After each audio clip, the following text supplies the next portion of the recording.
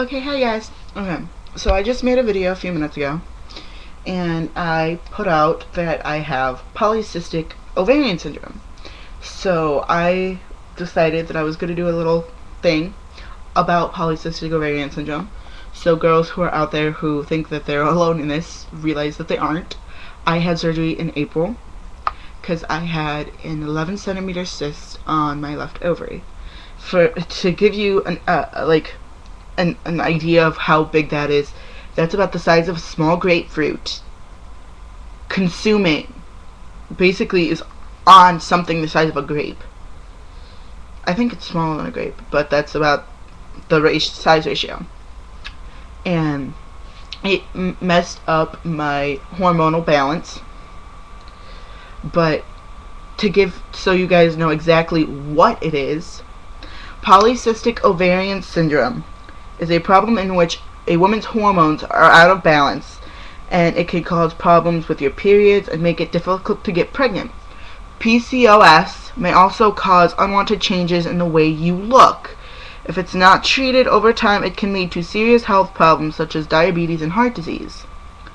Polycystic ovarian is common, affecting as many as 1 out of 15 women. Often the symptoms begin in the teen years. Treatment can help control the symptoms and prevent long-term problems. It's treatable, but it's not curable. Polycystic ovarian syndrome is something that I'm going to have to live with for the rest of my life. There's just because I had the surgery doesn't mean that all of a sudden I'm cured and that I'm never going to get the cysts again. I have to take medicine to make sure that I don't get them back.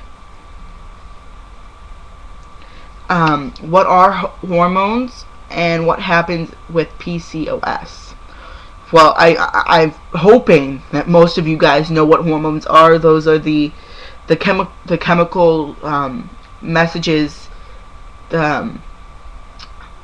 between guys and girls. Like, girls have estrogen, guys have testosterone.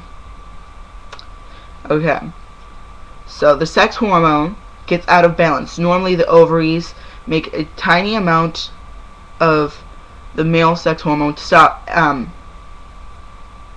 testosterone or androgen. Yeah. In PCOS, they start making slightly more androgen. This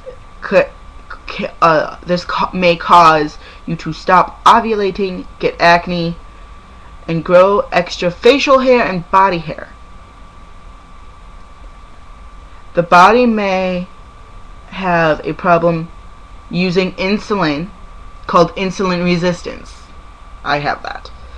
Which, when the body doesn't use the insulin, well, blood sugar levels go up. Over time, this increases your chances of getting diabetes. I have insulin resistance, but I do not have diabetes. I am working on the insulin resistance right now. But yeah, I'm airing this because, you know what, I'm proud of who I am and of what I've gone through. If you can tell, hold on, I don't know if you can see it, but I get hair right around here, which turns into like a really big sideburn, and I get it on both sides, and I get hair on my chin area. I have hair on my arms, on my legs, on my back, on my chest, on my stomach. That's caused by the polycystic ovarian syndrome because since my cyst was so big, it was overruling the estrogen. And I had it on both sides. And because if you just have a cyst on one side, that's not polycystic ovarian syndrome. Polycystic ovarian syndrome is having them on both sides of the ovary. Both ovaries. And if it's just on one side, it's just you have a cyst on the ovary. It's not polycystic. I didn't know, and I didn't even know there was such thing as polycystic ovarian syndrome. I thought it was completely normal to have hair on your face, not be able to lose weight, because that's a big thing with me. I no matter how hard I try, I have the hardest time losing weight, which it's helped since I gotten on my medicine. But yeah, I had the biggest problem losing weight, and it even says right here, what are the symptoms? Symptoms tend to be mild at first. You may have only a few symptoms or a lot of them. The most common symptoms are acne. I never really had that one. Weight gain and trouble losing weight. Hi. Extra hair on face and body. Often women get thicker and darker facial hair, and more hair on chest, belly, and back. Thinning hair on scalp. Have that too. Irregular periods. Often, women with polycystic ovarian syndrome have fewer than 9 periods a year. Some women have no periods. Others have very heavy bleeding. Fertility problems. Many women who have polycystic ovarian syndrome have trouble getting pregnant. And another symptom is depression, which I've had. I've battled it for years. I had the weight. I had the excessive hair, thinning hair on my scalp.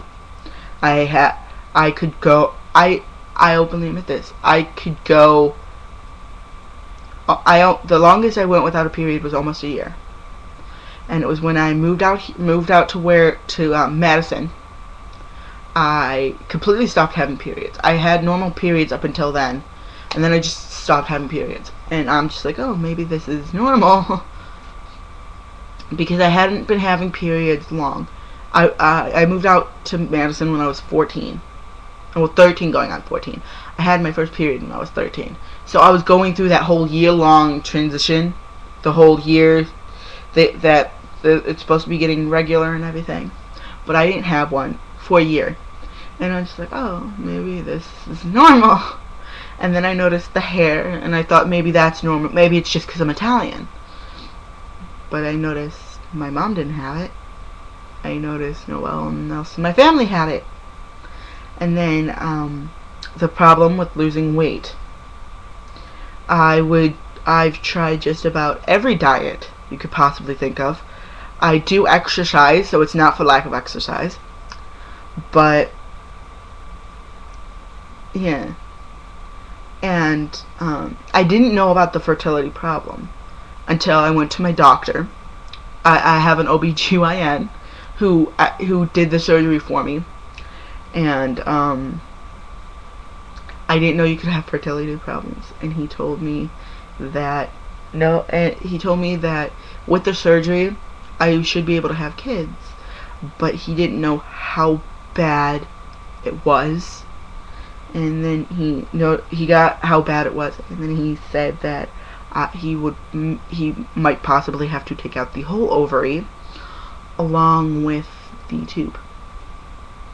So I would only be able to get pregnant every other month, because for the girls who know this, your ovaries switch. 1 month it's the left, next month it's the right. 1 month it's left, next month it's the right. So I would only be able to get pregnant every other month when the right ovary would release an egg. It also says here, most women with PCOS grow many small cysts on their ovary. This is why it's called polycystic ovarian syndrome. The cysts are not harmful but lead to hormone imbalances.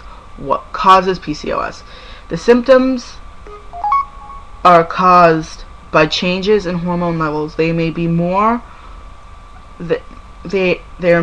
one or more causes for the hormone level changes. PCOS seems to run in families. Your chance of having it is higher if other women in your family have PCOS, irregular periods, or diabetes. PCOS can be passed down from either your mother's or father's side. How do you get diagnosed? Ask your doctor about your past health, symptoms, and menstrual cycles. do a physical exam and look for signs of PCOS, as such as extreme body hair, high blood pressure. If the doctor will also check your height and weight to see if you have a healthy body mass index.